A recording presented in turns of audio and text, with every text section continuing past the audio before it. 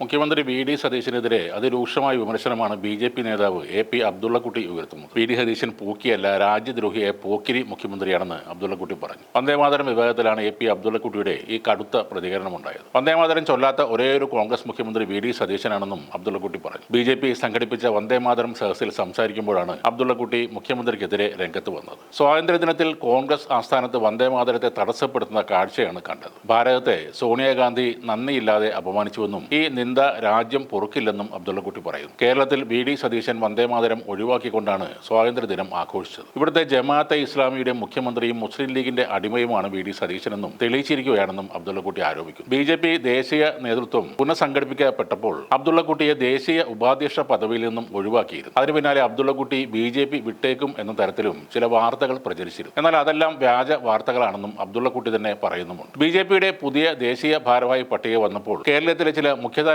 മാധ്യമങ്ങളും social media ചർച്ചകളും party എന്നെ ഒഴിവാക്കി, ഒതുക്കി അല്ലെങ്കിൽ വെട്ടി എന്ന രീതിയിലാണ് ചർച്ചകൾ സംഘടിപ്പിച്ചത്. ഇതേറെ വേദനിപ്പിക്കുന്ന കാര്യമാണ്. എന്റെ രാഷ്ട്രീയ ജീവിതത്തിൽ എനിക്ക് ഏറ്റവും വലിയ ആദരവും അംഗീകാരവും നൽകിയ പ്രസ്ഥാനം ഭാരതീയ ജനതാ പാർട്ടിയാണ്. കേരളത്തിലെ രാഷ്ട്രീയ ശീലം വേറെയാണ്. കോൺഗ്രസിലും കമ്മ്യൂണിസ്റ്റ് പാർട്ടികളിലും മുസ്ലിം ലീഗിലും സംഘടനാ തെരഞ്ഞെടുപ്പും ഉൾപാർട്ടി ജനാധിപത്യവും ഇല്ലാത്തതുകൊണ്ട് ഭാരവാഹികൾ സമയത്തിന് മാറാറില്ല. എന്നാൽ ബി.ജെ.പിയുടെ കാര്യം വ്യത്യസ്തമാണ്. ഓരോ 3 വർഷം കൂടുമ്പോഴും ഉൾപാർട്ടി സംഘടനാ തെരഞ്ഞെടുപ്പ് നടത്തി പുതിയ ടീമിനെ അധികാരം ഏൽപ്പിക്കും. അതിമനോഹരമായ ആ ജനാധിപത്യത്തിന്റെ ഭാഗമായിട്ടാണ് ഞാൻ ഉൾപ്പെടെയുള്ളവർക്ക് പകരം പുതിയ യുവ നേതൃത്വം അധികാരത്തിൽ വന്നിട്ടുള്ളത്. കേരള രാഷ്ട്രീയം ബി.ജെ.പി. രാഷ്ട്രീയത്തിൽ നിന്ന് ഒരുപാട് പഠിക്കാനുണ്ടെന്നും തനിക്കെതിരെ വ്യാജ പ്രചരണം നടത്തുന്നവരോട് ഒരു കാര്യമേ പറയാനുള്ളൂ: അപമാനിക്കാം, പക്ഷേ തോൽപ്പിക്കാനാവില്ല എന്നും അബ്ദുള്ളക്കുട്ടി പറഞ്ഞു. കൂടാതെ മുഖ്യമന്ത്രി സതീശന്റേത് ആത്മാർത്ഥതയില്ലാത്ത കള്ളച്ചിരിയാണെന്നും അബ്ദുള്ളക്കുട്ടി പറഞ്ഞിരുന്നു. ദേശീയ ഗീതത്തെ അപമാനിച്ചതിലൂടെ സോണിയാഗാന്ധി 3 വർഷം വരെ ജയിൽ ശിക്ഷ ലഭിക്കാവുന്ന ഗുരുതരമായ ഒരു കുറ്റമാണ് ചെയ്തതെന്നും അബ്ദുള്ളക്കുട്ടി ആരോപിക്കുന്നു. വിദേശിയായ സോണിയയെ രാജ്യത്തെ പ്രമുഖ രാഷ്ട്രീയ കുടുംബത്തിലെ ഒരു നേതാവ് പ്രണയിച്ച് വിവാഹം കഴിക്കുകയും ഇന്ത്യൻ സമൂഹം അവരെ